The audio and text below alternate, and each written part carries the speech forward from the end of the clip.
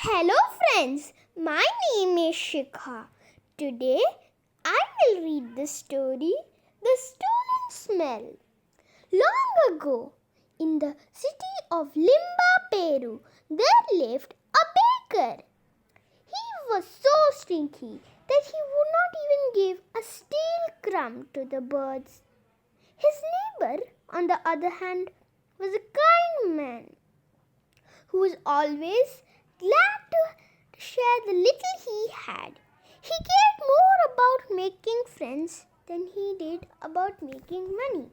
The greedy baker was jealous of his cheerful neighbor. He grumbled, "How can he have so little and yet to be so happy?"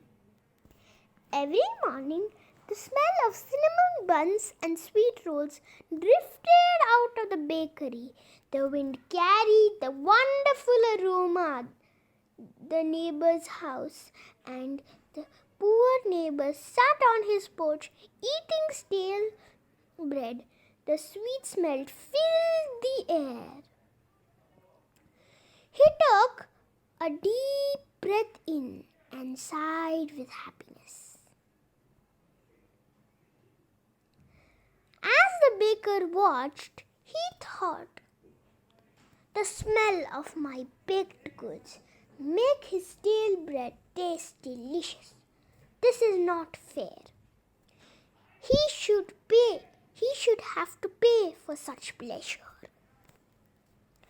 After seeing this again and again, the baker went to his neighbor's house and handed him a bill. "You want me to pay you for what? I don't have enough money to pay anything in your store," said the kind neighbor. "That's right. You pay nothing, and yet every day you steal the smell of my baked goods," yelled the baker. "You mean you want me to pay 10 coins as a smell fee?" laughed the neighbor. "Yes. From now on, I will not be cheated, and if you do not pay, I will take you to the court," replied the baker. When the word of the baker's demand spread around the city, everyone laughed at the idea of the stolen smell. At last, the baker was so angry that he took the case to the respected judge. Everyone was sure the judge would dismiss the case. After all, how could anyone steal a smell? But to their surprise, the judge said, it is my duty to listen to what the baker has to say. I order both the baker and his neighbor to come to the court tomorrow." The judge sent the word to the neighbor that he had to bring 5 gold coins with him. When the kind man heard this, he worried that he would have to hand over the little money he had to the baker. The baker was delighted with this news. He grinned as he thought of his pockets full of his neighbor's gold coins. The next day, the baker and his neighbor arrived at the crowded court. Many townspeople were puzzled by the judge's actions and came to see what the judge would do. They could not believe that he might tell the kind man to pay for a smell. When the judge walked in, the courtroom fell in silence. First, he listened to the baker's complaint. Then he turned to the neighbor and asked, "Is it true that you have been enjoying the smell of this man's baked goods every day for many years?"